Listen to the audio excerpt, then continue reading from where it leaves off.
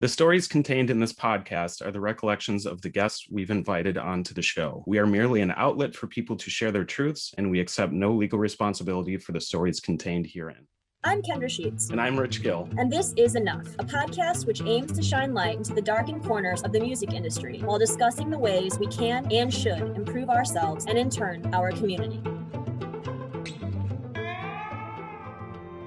Content warning. This podcast may contain frank and graphic descriptions of sexual abuse and assault, including instances of rape. These accounts can be triggering, specifically for those who have also experienced trauma, especially of a sexual nature. If at any point during this podcast you feel yourself getting triggered, we suggest taking a break and taking care of yourself before continuing. But we do ask that you continue. These conversations are mentally taxing, but they are so important to have. Thank you. Welcome to another episode of the Enough podcast. I am your co-host, Kendra Sheets. And I'm your other co-host, Rich Gill. And today we have our guest whose name is Jess.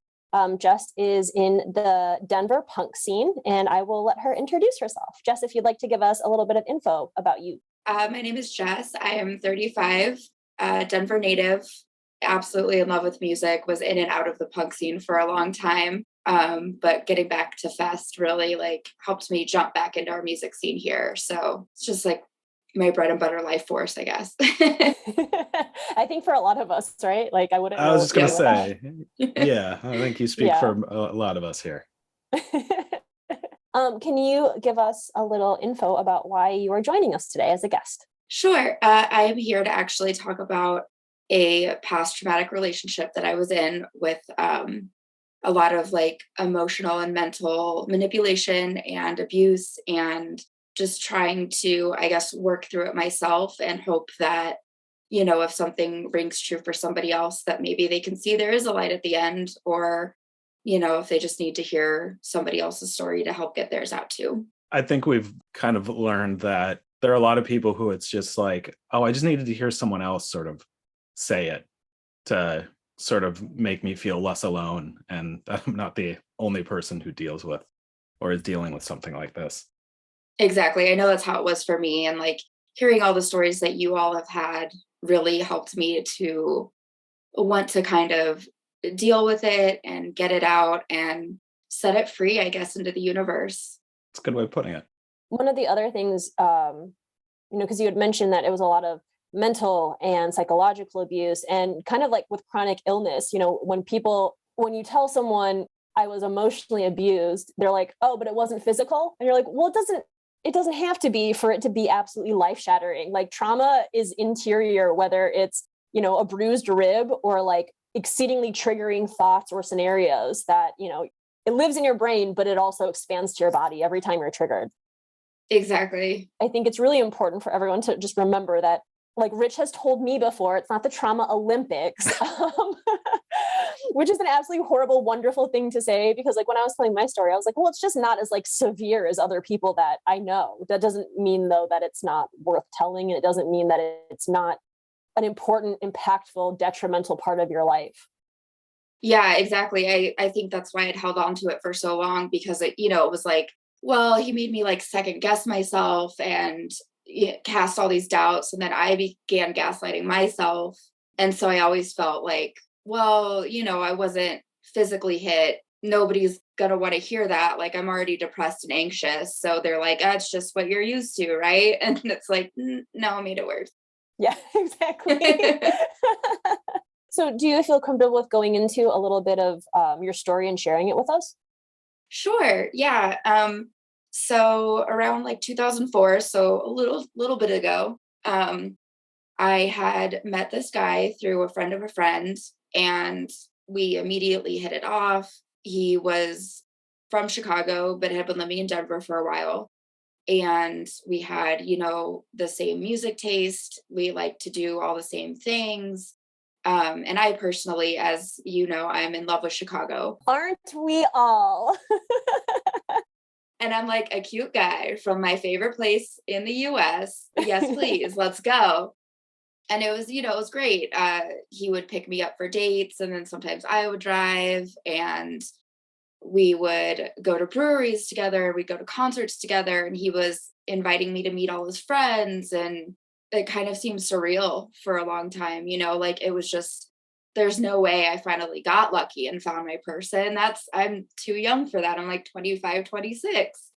And I think the good that I saw lasted for about a year into an almost 3-year relationship. And then it kind of started to turn, and other people noticed it before I did. So It's hard to see what other people see when you're on the inside, and until you sort of like take yourself out of it, you can sort of see it for what other people did, and that's a very common thing.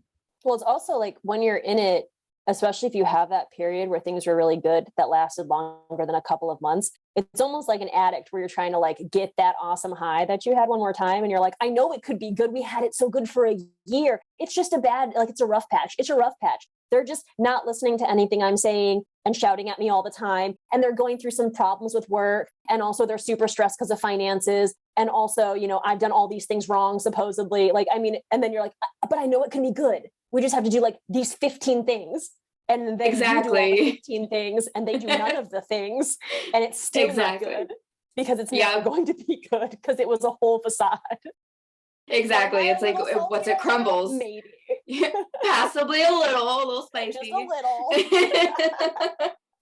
Don't need any more sodium in anything because I got it. No, thank you. Yeah. No, exactly. And like, I don't know, it was one of those things where the couple people that did confide in me, that they were like, hey, like, I don't really like how he's talking to you. Like, it just seems really like he's talking down to you. And, in my mind, I'm telling myself, oh, he's just really stressed. Like you were saying, like the whole, laundry list of excuses we give ourselves. And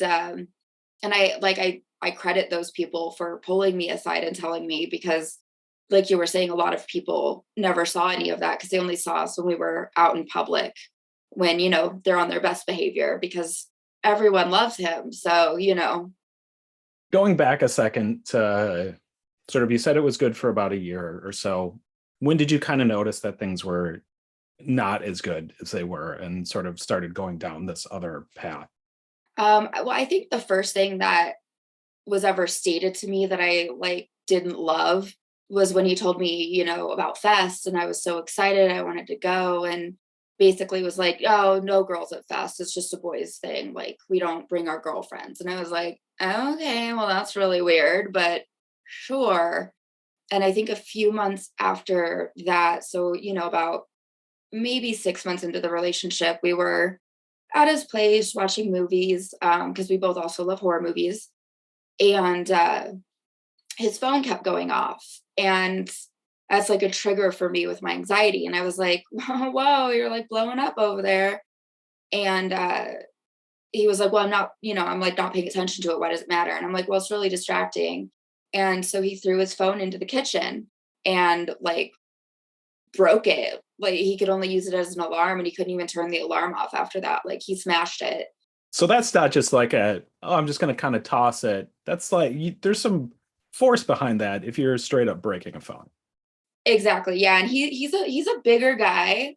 And so he chucked it into his kitchen, which was, the opposite direction of me. But I had a past relationship in high school that was very toxic.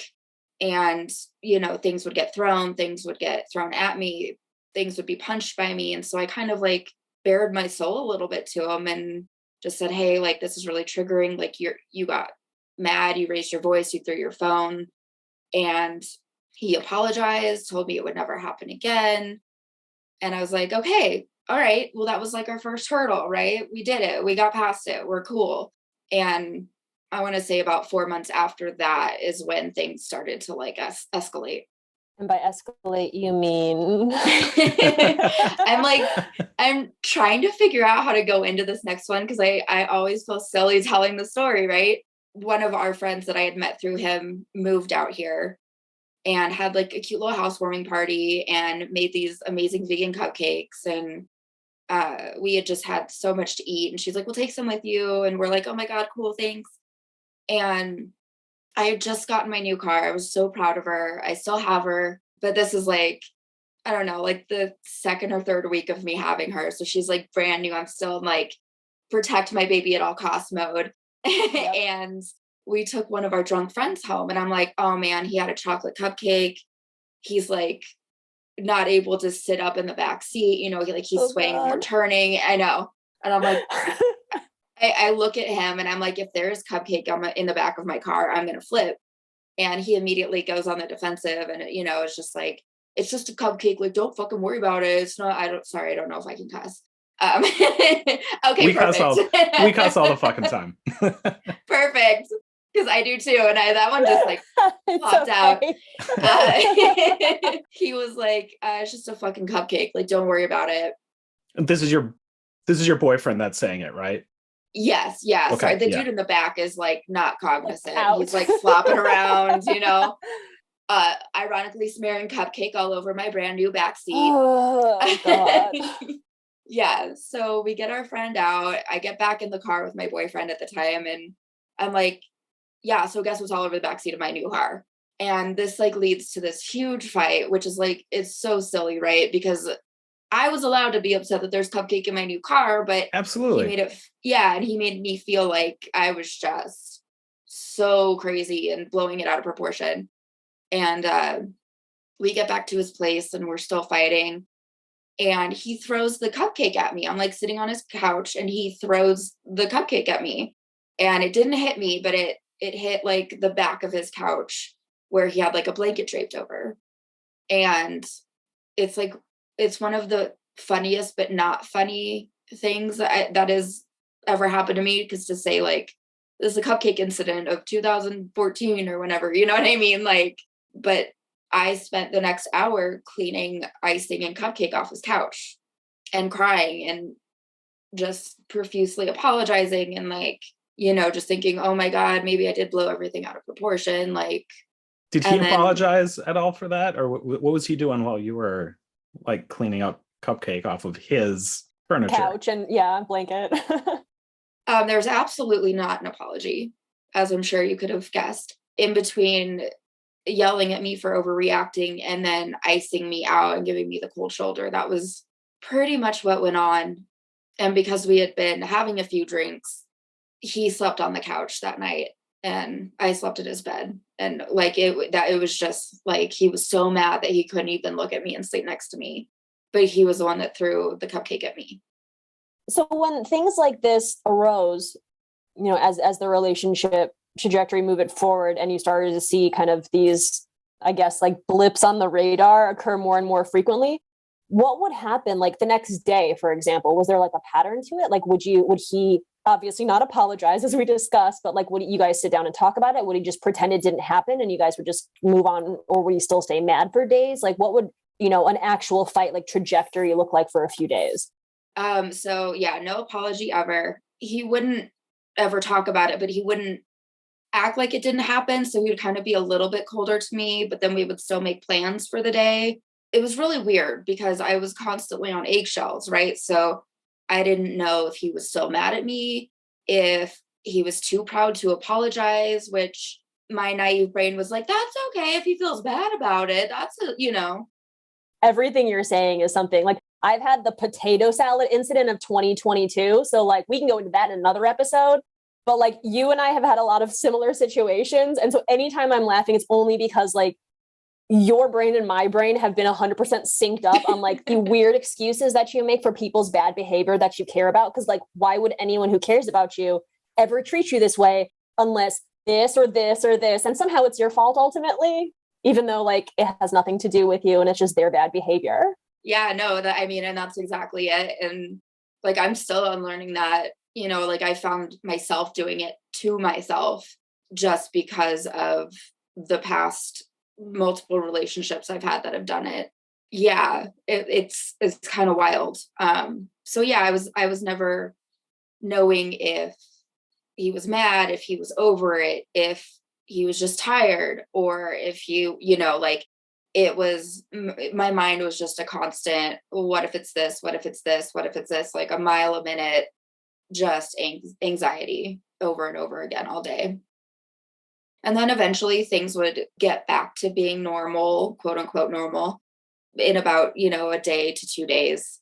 And that type of behavior cycling through that puts you like in that consistent survival mode, because walking on eggshells on a consistent basis, like your nervous system goes through the wall, and it like never, it's very rare that you're able to feel 100% comfortable, because after you've witnessed that behavior a few times, even when things are okay, you're wondering if the things you're saying are okay. Are they about to trigger somebody into blowing up like this? Is there going to be another cupcake incident? Everything you do, you end up second guessing, which is how the gaslighting starts seeping in. Yeah, and that was exactly it. I, was constantly worried that I had done something wrong or said something wrong, or, if I was having a more introverted day, if he was going to get upset at me for not being as talkative with his friends, or, we would be at concerts, and if I was having a really extroverted day, I'd be like, oh, I'll go get beers, go to the bar or whatever, and know the bartender. So saying hi to him, like checking in, and see friends around the bar and stop and talk with them, and like eventually bring them back to where my partner and I were at the time. And I would get back and he would just be like, where have you been? It's been 30 minutes. And so, I would explain, well, I ran into these people that are behind me, like bringing them to our group. And it eventually became like, if you don't want to hang out with me, then why did we come together? You came with me. You're supposed to be spending time with me. But he would go outside with his friends while they smoked and be gone for 30 minutes, 45 minutes. And that was fine. A double standard situation. You're supposed to be the pillar standing in the crowd, never moving, and he can come back to you at all moments in time. But if you go to the bathroom and the line is long, it's where have you been? And why are you out there trying to fuck somebody else, or whatever the situation may be? Which is ironic, right? Because I'm like the shortest one in the group and he's the tallest one in the group. And I'm supposed to be the pillar, the beacon of like, this is where we're at. Like, hi, it's me. Right. Like, I think that hole in the crowd right there is Jess. I think that's her. Right. Instead of like, there's this giant man, that's where her spot is, Right. Yeah. He topples over the crowd. Right. So at what point did other people start noticing this and kind of approach you about it, as you're experiencing this but not maybe realizing it as much as other people are? So I think the first time his best friend from Chicago had flown out with her sister and another one of their mutual friends. And so my boyfriend and I were showing everybody around, and after like the second day, and this I think was like 6 months into the relationship, she had pulled me aside and said, hey, like, does he talk to you like this often? I don't like it. Like, he's demeaning, like the way he talks to you. And I was like, he's stressed because he's like entertaining you guys. Like, it's okay. Everything's fine. He's so good to me. We never, it's great. And then the second time was about a year and a half in. We had a couple best friends in town from Australia, and they were staying with him. And the girl, it was like a couple as well. So the girl had pulled me aside, and her and I had like spent a lot of time together while they were staying out here. Cause they have their holiday. So they're here for like a month. Jealous. Yeah. And so her and I had gotten close, and she's like, I don't like this at all. Like, I remember one night we were at a show at Three Kings, and I had a headache so bad that I ended up throwing up. Like, I hadn't even really had half a beer even. So I was sitting outside with her, and she's like, I just don't like how he treats you. Like, if you want to go home, I'll go with you. And I'm like, well, I can't leave him here, right? Because at this point I came with him, so I should be spending time with him. And so that was like really hard, because I felt terrible. Here's somebody that's like from the other side of the world that's like, also not good. And yeah. So you're sick, vomiting, and your boyfriend is not checking on you. He is just still hanging out inside. Okay. Yep. Cool. Yep. Just wanted to. He's still inside at the show, drinking, having a great time. And then when you come back to like go to get sick. He's like, where have you been? And you're like throwing up for an hour and a half. And he's like, ugh, I thought you wanted to spend time with me. You're like, right? Are you done yet? Do you want to hang out now? we Like, laugh oh my again, God. we laugh about it because like, what else are you going to do? Because when you're so in this, you're like, well, this makes sense. This makes sense. And then you like get out of it and you're like, what the fuck was that? And also the fact that you were like, well, I feel terrible, but I can't go because I came with him and I have to like spend time with him, when it should be completely the opposite. 100% the other way. Yeah, like I have to laugh about it. Like you were saying, it's one of those things where, like, looking back, I want to shake myself and be like, Oh, dude, yeah. what the fuck? Like, snap out of it. Come on. But as a fellow people pleaser, I was like, well, I care about him. You know, we're here with these people that he introduced me to, and they're in Colorado for the first time ever. And like, I want to be here. I don't know what else I would do. And I also drove. So it went from us taking turns driving to me always driving. So I was the driver for the group. So, I felt kind of like, well, I can't abandon them either. Like if he doesn't want to leave yet, I'm just going to sit outside on the curb. And that's what I did. How did it go from you guys taking turns to you becoming like the main person who's driving? Was that something where he was just like, oh, I don't want to drive today? Or like, was it kind of like a slow process? It felt like a slow process, but I think in hindsight, it was over less than a month. He didn't have a car. He had a work vehicle. So, I was fine driving for the most part because I was, again, trying to people please and be accommodating and saying like, well, I don't want you to have to figure out your mileage and blah, blah, blah. And, like before it was never an issue, but then it became, well, I don't want to drive my work truck. I've got a lot of tools back there. And I'm like, well, what did you do for the 2 years before you met me? Like you were driving your work truck, you know what I mean? Like, but at the time I was like, oh, sure. Yeah, that makes sense. Okay. I'll just drive everywhere. And, it became problematic because one of the things that we always did together was drink, and he would buy me drinks. We'd be out. And then he would get mad at me if I was too drunk to drive home. But if I didn't drink and I was like quiet and sober, then he, I had remembered this last week. We were out at a brewery with some friends, and I was like, well, I'm not going to drink at all tonight. I got work in the morning, whatever. And he posted on Facebook a picture of me sitting in the corner. I was like, wow, look how good of a time my girlfriend's having. I felt kind of screwed either way, right? Like if I drank, Yeah. I had to drive, I'm not responsible. Or if I don't drink, then I'm, sucking the life out of the party. So, and with the drinking, like most people, I would get more outgoing and, a little less timid and scared because I'm usually like a pretty meek personality. I'm pretty like, just go with the flow. I just like, thanks for letting me be a part of it sort of a situation, And so when I drink, I'm a little more involved and I'm not scared. And so I get chatty and, like we all do. And one time he had just had enough because I stood up to him and he was like, where have you been for 30 minutes? And I was like, well, the bar is like flooded. I'm like, I ran into A, B, C, and D and I ran him over. And, I was getting well, if you didn't come here to spend time with me. And I was like, hey, man, like, these are your friends that I found at the bar. I was bringing them over to you. You always tell me that you want me to be friends with your friends. And me standing up to him kind of caused him to be like, I don't like who you are when you drink. And like, if you can't like regulate yourself, like, I don't know if I can be with somebody like that. Like, you're a different person. And I don't like who you are when you drink. You're more sure of yourself and have an opinion about things. I like the way that you're like, I stood up to him by giving him the facts of where I was for 30 minutes. Like, again, like very logical outside of the relationship, fighting for your life inside the relationship.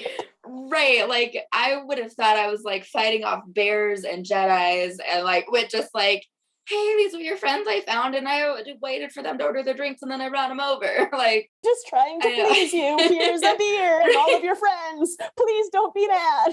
Like, it's on a silver platter. Don't you like it? Yeah. And, so just full-fledged into people pleasing at this point. I was like, okay, cool. I'll stop drinking shots.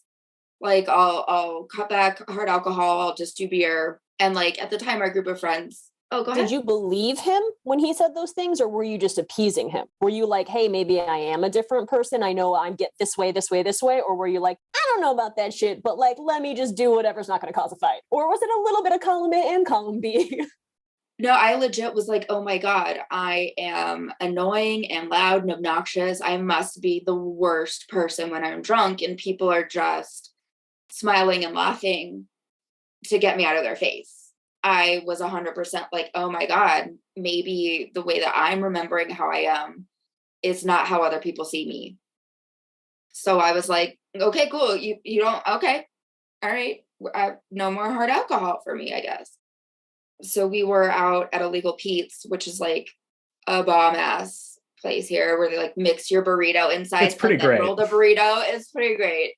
Yeah. And they have like house margaritas. And so we were like meeting a couple of friends, and I got a margarita. I was like, well, everyone's getting a margarita. It's Illegal Pete's. It's fine. And everything was not fine when we got home. Like, it was a huge deal. It was a liar. And if I can't keep my promise, like, what other things am I not keeping my promises about? And it became this whole thing around me being a liar, that I wasn't going to drink hard alcohol. And then I had some margaritas at Illegal Pete's. So I was like, okay, all right, fair. I did say I wasn't going to drink hard alcohol anymore. I didn't think a margarita would be a problem, but fair enough. I'm going to limit it. So when we go out and drink, I'm not going to have more than a couple shots. I'm not going to mix shots and mixed drinks. If I'm doing shots, I'll drink beer at the bar. Like, just trying to find a ground that was like in the middle where I wouldn't feel like I was missing out on things, and hopefully wouldn't be this person that he despised when I was drinking. I mean, I did that for quite a long time. And that's when I got a lot of the, you're just pouting in the corner situation. And it's like, cause I don't want to drink 5 beers to get a buzz. Like, my belly can't hold it. I'm so bloated and sad. Yeah, exactly. I was like, my body isn't built for this like yours. Like, you could just slam beers, but like, I was like, I can't do it. And like, oddly enough, I just slowly started drinking a little more of what I wanted, and like, it never really came up again, but it was always, if I got too drunk, then I knew it was going to be a problem.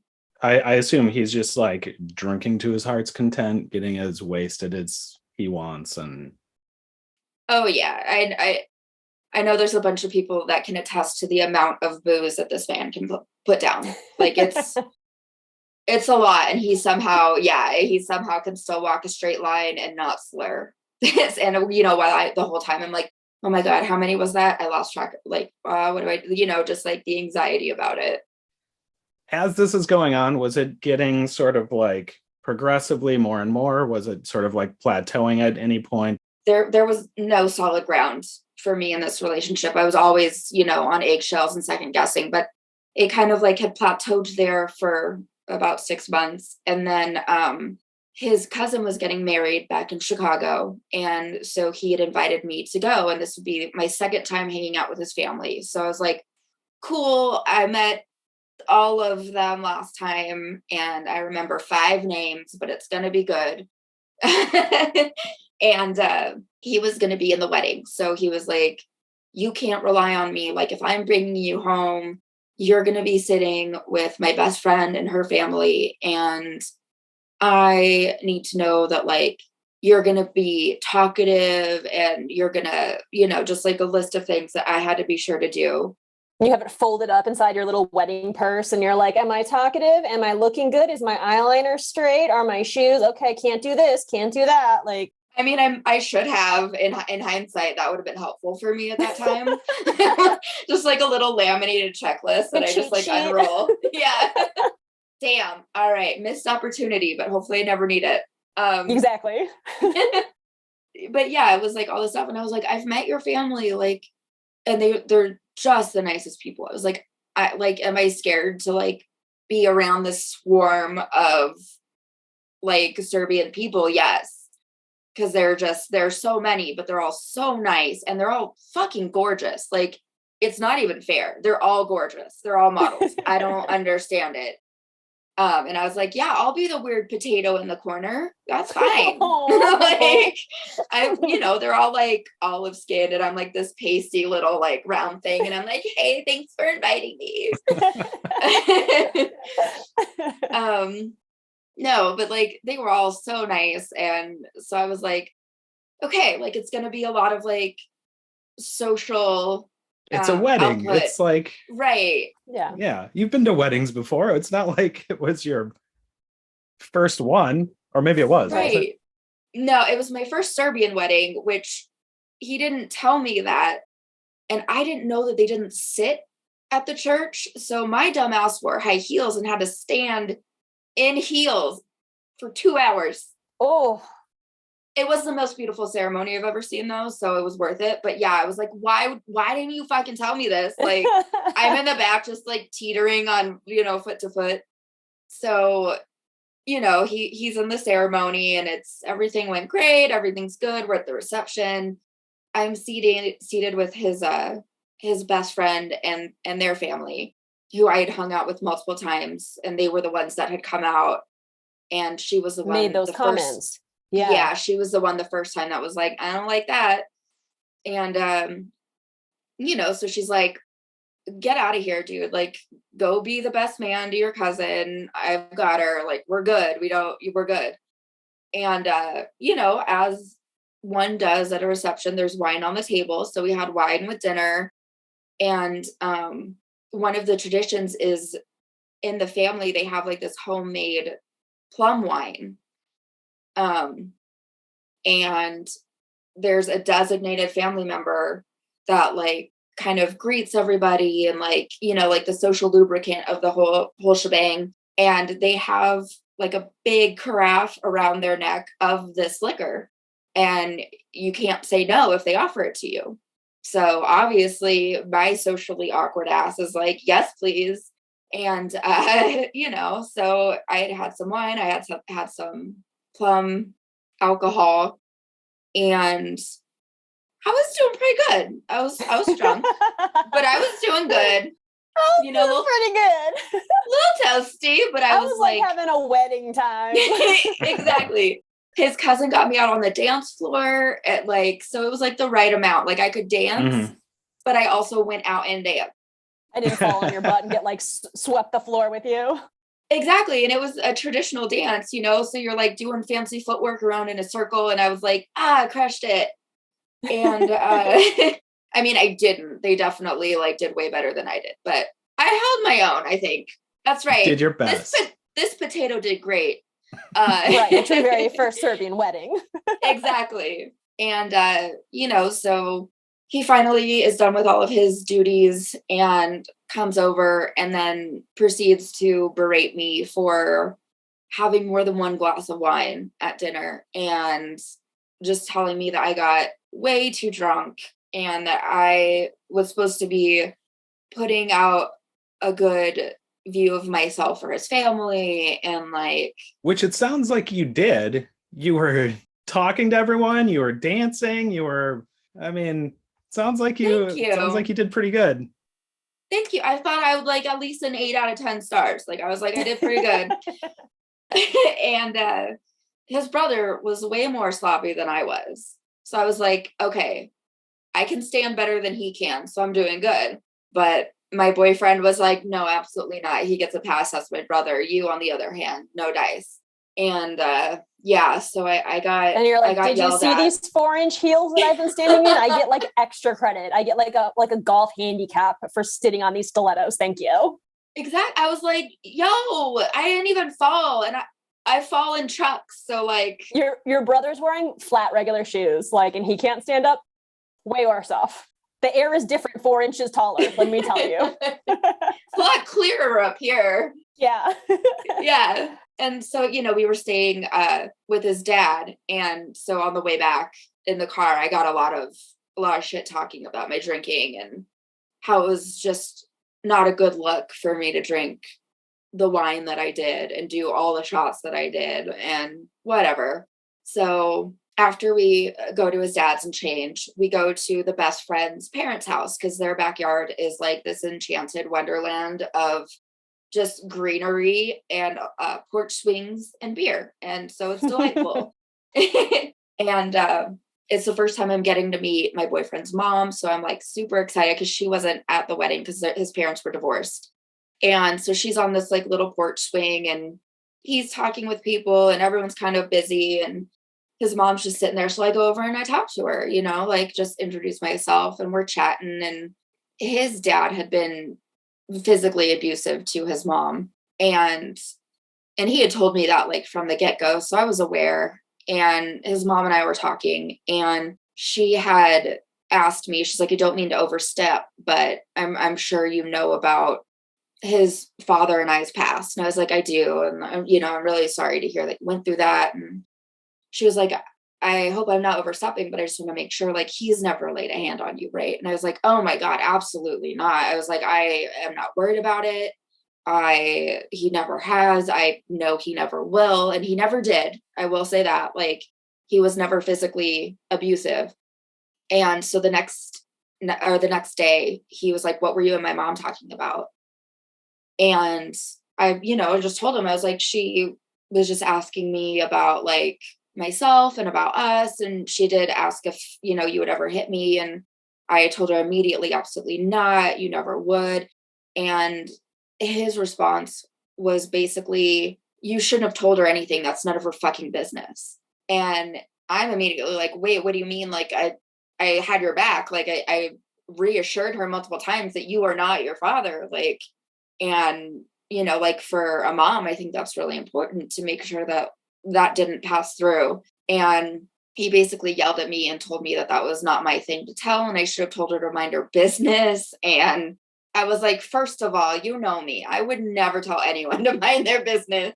I would probably just run away. Like, absolutely not going to say that to his mom. And nor like, for me, that was a red flag. That was like, why would me telling your mom that I know you would never do anything like that be so awful for you? Like, why did that trigger you in a bad way? Also, if you're upset about that, that's a conversation you need to have with your mom if you don't want her asking those questions, and to, assure her that you are not following in your father's footsteps, at least, when it comes to physical violence.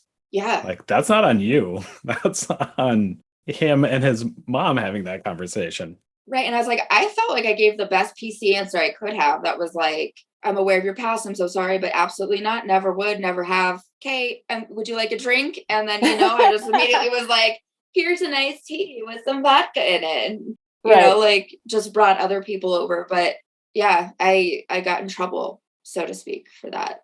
It's interesting how like every single thing has somehow, it boils down to everything is always your fault all the time. Like there's a custom with the plum wine or the plum alcohol and you imbibed in their custom and all of a sudden you're at fault and how dare you? But you also need to be socially like, open to all the new customs and all the new people, but also say no to the thing that you're supposed to be doing at the wedding, but also be very social, but also don't drink anything. But also like, it's consistent. It's just like what we were talking about before. You can't win. It's a lose-lose scenario. It's like he's trying to mold you into a different person, someone who he can sort of control more and doesn't have their own thoughts and human emotions. Yeah. That's troubling. Near the end of our relationship, I had started to see that more and more and was just like, oh, you liked me when I was shy and scared to say anything. But now that we're like 2 years in, it's all a problem now. So when we had talked before, and we had discussed a couple of the things that had gone in the relationship. There was one specific item that stuck out to me that happened, and it's just like the most bizarre form of gaslighting that I've heard. I feel like everyone at this point has been gaslit in some way, shape, or form, but this one very specific scenario, and you know what it is because I can see it on your face. I would love for you to tell the story because it is like the most like boiled down version of gaslighting, but it also shows how ridiculous these people are and relentless in their trying to push their reality or what they think the reality is or want you to believe the reality is on you. What they want you to believe the reality is. Right. Yeah. Yes. Let's phrase it that way because that makes way more sense. So if you could share that story, I'd be most appreciative. I would love to. I can't believe I forgot it. Like as soon as you said it, I was like, oh my God, how could I forget this? So as a Denver native, like a little bit of backstory, I've lived in Colorado my whole life, mostly Denver and Aurora. So I know my way around pockets, but I have zero directional skills. It's actually just like a running joke with everybody that knows me. They're like, take an east. I'm like, I don't know which way east is, left or right. Like, I don't, they're like the mountains. I'm like, I am 5'3". I can't see the mountains everywhere. This does not help me. Like, so at the beginning of the relationship, he would like playfully jab at me and I'm like, yeah, I get it. Like I'm directionally challenged. I thought you said west, not east. I don't know what any of this means. And the further into the relationship, the worse it got. So eventually it became, making fun of me for needing a GPS system everywhere. And it would be you're from here and I know this place better than you. And I've only lived here for, 3 years. And I'm like, well, that's super rad for you. I've been working on this my whole life. And I got to say, this goes with math. It's not working for me. So eventually I was like, all right, I'll try harder, right? Like I would like to not be lost everywhere I go. So this benefits me. So I'm like, okay, I'll try to get us home without GPS. So we went to this concert in Inglewood, which is like just outside of Denver. And it's a venue that we had gone to multiple times called the Gothic. It's on Broadway, which is like a main road. And so his thing was like, if you need help, ask. Right. So if you're trying not to use your GPS and you don't think you know where to go next, like ask and I'll help. And I was like, okay. And so I'm like, okay, I feel like I need to turn left, but does that mean I need to turn right? Because that's normally how my directions go, Mm-hmm. right? The way I feel I should go is the wrong way.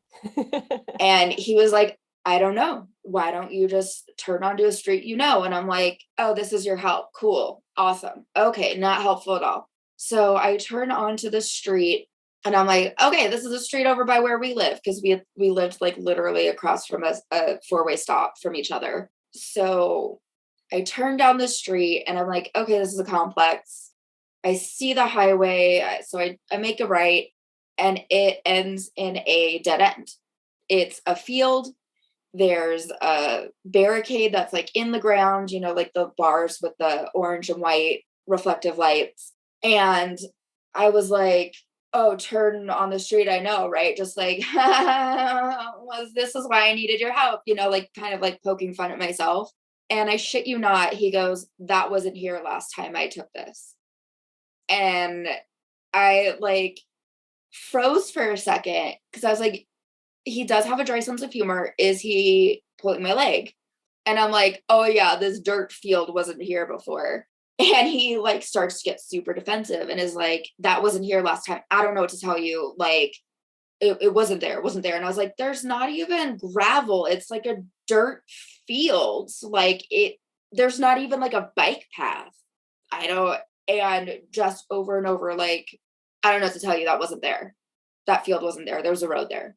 And in the middle of all this, I'm like, oh, whatever. Like, you're not going to let this go. So how the fuck do I get home? Because like, I don't want to be working this field anymore. I just want to get the fuck home. Right. I'm like, there's not even like broken down asphalt with like weeds coming through it. There's like, it's just fucking dirt and weeds. Like there is no road. Yeah. No road ever has been there. I promise. And he wouldn't tell me how to get home. So I had to eventually pull up my GPS, which I also got made fun of for.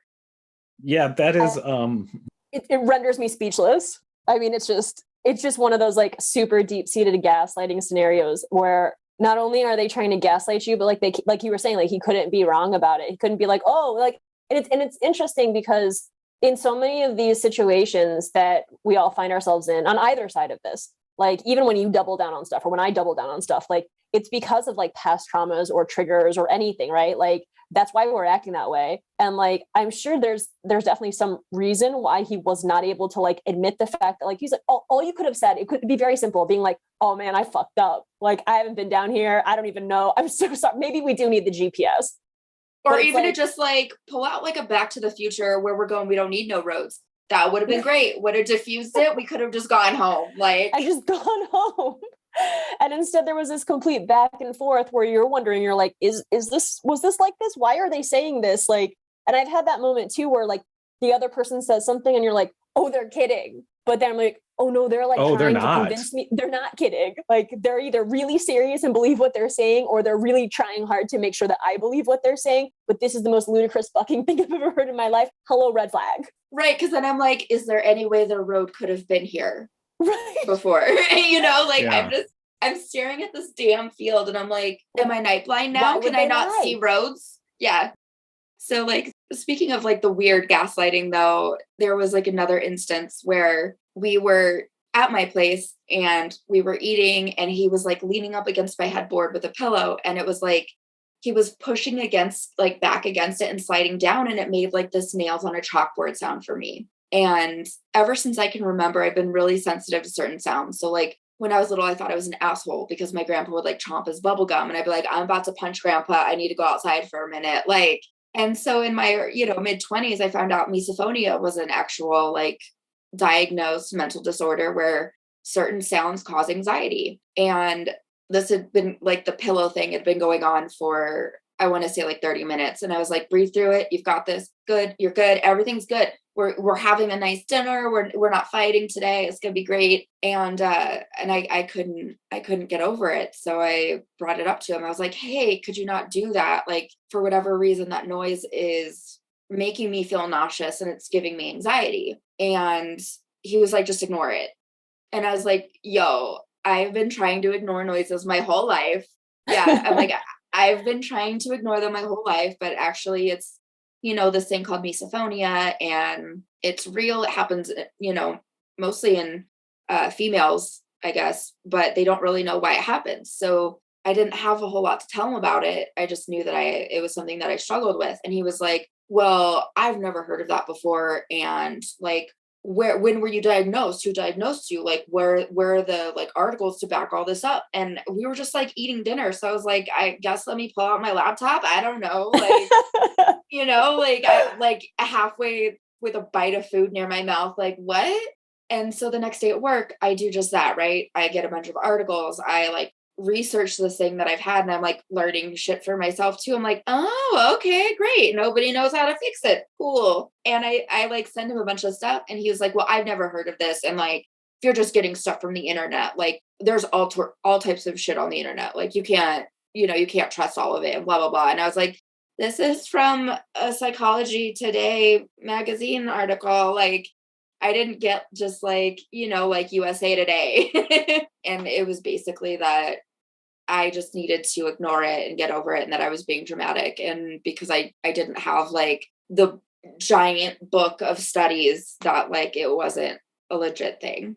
And like, let's just cut this off right now because like there are going to be people that are like, yeah, well, you weren't properly diagnosed. Why didn't you send him the paperwork from your doctor? And this is, there are plenty of things on the internet. To anyone who wants to bring that shit up, let's just boil this down to what it is. She asked him not to do something that was annoying to her and he refused to do it and then basically asked her to prove herself of why something was annoying to her. Like if you're in a loving, caring relationship and you say like, hey, could you not do something simple because it's exceedingly upsetting to me? That person should be receptive to what you're saying and not just continue to do that or antagonize you about like why you feel the way you do. Maybe you don't know why you feel the way you do. I mean, maybe it was not a diagnosable thing at the time. Maybe it's a completely different scenario. If you're just like, hey, you're being, this is really like getting to me. You shouldn't have to state your case on why you are uncomfortable.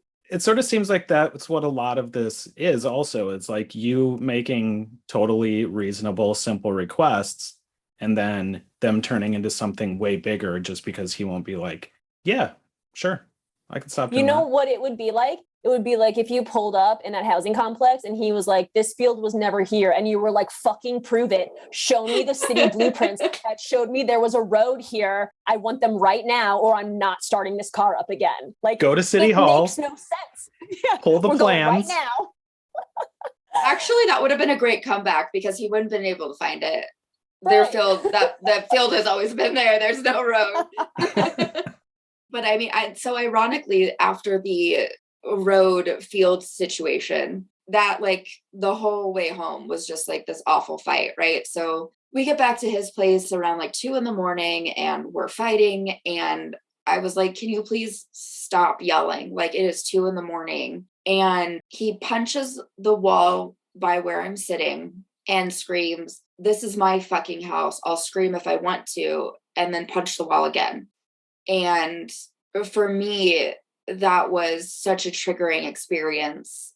It wasn't like I dodged his punch. So I want to be very clear about that. Like, he was absolutely not trying to hit me. He was hitting the wall, but it was just a couple inches from where my face was. It's still an intimidation tactic. It doesn't have to be you. It could be hitting something near you. It still delivers a similar purpose, which is, I'm big and you're small, I'm right and you're wrong. You know, I'm going to do what I'm going to do and you have no control. Yeah, exactly. And I just like, I didn't want there to be any confusion because, you know, like there was a history with this person with rumors being spread about them that weren't true. So I want to be very clear about what is true and what's not. And yes, it was absolutely an intimidation tactic. But he was not trying to hit me, but it was still triggering nonetheless. And so he basically slept in his room. I slept on the couch because I was like, I'm not sleeping anywhere near you after this. Like, I'm not doing it.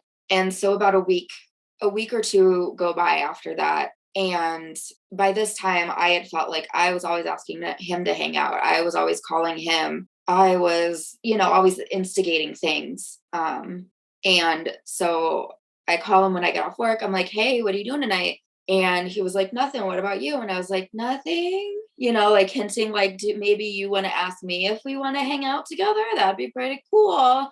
And he didn't. So we hung out and I'm like, I'm going to stand firm. I'm going to hold my ground. I took an angry hour power nap. I was like, okay, fine. And it just like, you know, anger nap, and woke up and I was still like fuming. I'm like, it's not too much for me to want to feel like the person I've been with for almost 3 years wants to see me, you know, like that's not crazy. So I call him back and basically was just like, hey, like I was kind of hoping you would ask me to hang out today. And he goes, well, you got off work after I did. And I was like, and he was like, well, so the rule is you call me because you got off work after I did. And Again, just real quick, I want to point out again, yeah, very simple request that could have very easily been handled with a, yeah, I can do that. right. And sometimes I have a habit of blurting things out. And I would say 9 out of 10 times it's never good. But this time, like, I stand by it. But I basically was like, you have too many rules for what I should be doing for us to hang out. And instantly he was like, oh, you don't like rules? Don't worry about following them anymore. We're done. And hung up on me. And so I'm just like sitting there in my bedroom, like shocked for a minute. And so, like I said, we lived kitty corner, catty corner, I don't know, tomato,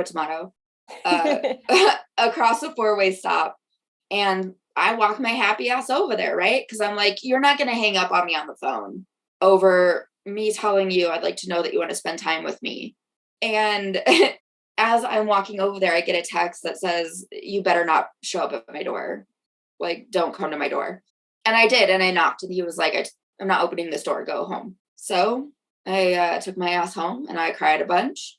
And yeah, that was the breakup. We tried to be friends for a little while. I still had a key to his place. He had a key to my place. I still had a bunch of his shit from when he got evicted at my place. And he didn't care until I had mentioned something to his best friend. And then immediately he came and got his stuff, left my key, took his key. And one night, like I had said, a bunch of rumors started going around about him being sexually and physically abusive to me, which was absolutely never true. And so I was like answering messages as they came in when people are like, oh my God, did this happen? I was like, no, I could tell you what happened if you want to know, but that wasn't it. And one of the Fest friends messages me and basically tells me that at Fest 13, when him and I were together, he had cheated on me with her. Like they had had sex and she didn't know that we were together until after Fest. And then she had basically kept it secret for 3 years and decided to tell me 6 months after we had broken up because she had started to see him post things about me on his Facebook that would relate me to a used toy or basically marking me as property, even though we were broken up. That really like solidified me not being sad about the breakup anymore. And I actually confronted him about it. And then he blocked me on social media. And so now we'll like see him once in a while around town. But yeah, very, very cold looks usually from that guy. I'm sure they're just going to get colder from here on out. So strap in. Just to point out, for those following at home, that was the fest that he said girlfriends weren't allowed to go on, to go see. And this person that had come forward to me about them having sex, she even was like, I don't think any of his friends that were there know, because they were like passed out sleeping and he snuck away to come to her hotel room. And then they had unprotected sex. And then he just basically dipped out and like that was that. And yeah, girlfriends weren't allowed. So Apparently neither were condoms.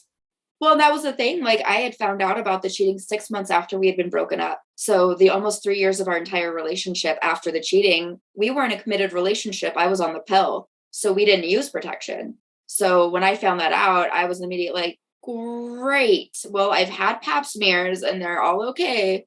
So I think I'm all right. But what the fuck? It's a breach of so many different issues at once. Yeah. Just like a tsunami in there. While you're trying to like regulate your emotions by like removing this person who's been like a longstanding, pillar of your life, from the day to day, and then trying to get over the fact that as you're trying to heal from the fact this person, you guys had this kind of messy, bizarre breakup, you're trying to get over the breakup. And then obviously trauma comes to the surface as the more time you separate from something and you're like, oh, hindsight, hello, let me think about all of these things because I want to know in my brain what I did wrong in the relationship of why he broke up with me. And then you start going through it and you're like, wait a second, there was like a whole bunch of red flags here the entire time. And then you start going through more stuff and then bam, you were cheated on. Bam, there was no protection. So you've got physical, trauma, emotional, mental. There's all these different things that you have to worry about. And it's got to be so completely overwhelming. It was, I mean, I guess thankfully it got me from being like sad and mopey to angry. Dude, the sad to mad transition is like my favorite post-breakup part where you're like, I don't know why what the fuck? Oh, fuck you. And then you're like, I can like move through my life now. Yeah, my mom was like, thank God she's mad finally. Like, and so like with all of these things that unfurled over the past 3 years or so of the relationship, when you started to realize like what was going on, what had happened, what was still happening to you post-relationship, did you go to seek any sort of professional help? I didn't right away. I have this awful tendency to like cocoon myself and really withdraw. And because most all of the friends I had that I had been constantly hanging out with, I'd met through him. I had this fear that I was going to go to a show and everyone would, do the grand, turn their backs on me and like, or whisper shit about me. And so I kind of cocooned for a while. And then when I eventually started to get back out, I did start seeing a therapist. This triggered me in so many ways from past relationships that I didn't even realize I was triggered. And now it's created all these new triggers. And I was like, this is way too many piling up. And I physically couldn't bear the load. So it was like, I had to go. So you had said that, you kind of, your friends were his friends and stuff. And was there sort of a like separation of some people being like, well, I'm taking his side, I'm taking her side? Like the friendship divorce. Yeah, exactly. Was there some of that going on, or was like, have you stayed friends with a lot of those people or any of those people? Yeah, I think I got extremely fortunate that even the few people that I did lose after the breakup, which obviously were like his best friend from back home and those friends, I actually recently just had Taco Tuesdays with her and her new partner. So we're friends again, which is just amazing because I adore her. But everyone else, like from the Denver scene, didn't really pick sides. And I obviously was just like, I just don't want to be your friends. I don't care. I don't want to talk to you about it. I don't need you to hear my side of the story. I don't need you to pick. I just don't want to hear about what he's doing. I would like if you don't share my life to him. And we're cool. And I got really lucky that those people are also my friends and people that I count on, and we're doing good. So something that we've started asking also is, how has all of this sort of affected dating and finding partners now? Because you also said you had a traumatic relationship in high school and then all of this, and that's a lot. So yeah, how has that sort of affected you moving forward from this? Yeah, it's been a lot. And I mean, unfortunately, like most women, I have also had sexual trauma, and I think all of that together, and then after this, I would say that this was my last big relationship that I've been in, even though I've dated a couple people since. It's really made me notice that I tend to withdraw a lot when I'm feeling insecure or unsafe. I tend to worry that I'm making somebody mad all the time. So that, are you mad at me? Are we okay? Like I I've been that tend, person. yeah, it's not fun. No. And then you just annoy everybody that does love you. And like, so yeah, I'm slowly still working through all of that. But I definitely noticed that I was way more closed off after this relationship ended. I didn't date anybody for a couple years. Like I was like, don't look at me, don't talk to me. I don't want to deal with you. I'm trying to pick up my pieces and like tape it back together somehow. And it was scary to jump back in, and it still is. Enough is a podcast centering on abuse, harassment, and assault in the music scene. To help get the word out, please like or subscribe and share with your friends. If you have been on the receiving end of harm from someone, be it artist, venue owner, audience member, or someone else, and would like to share your story on a future episode, please reach out to us at thisisenoughpodcast@gmail.com. All correspondences are kept confidential.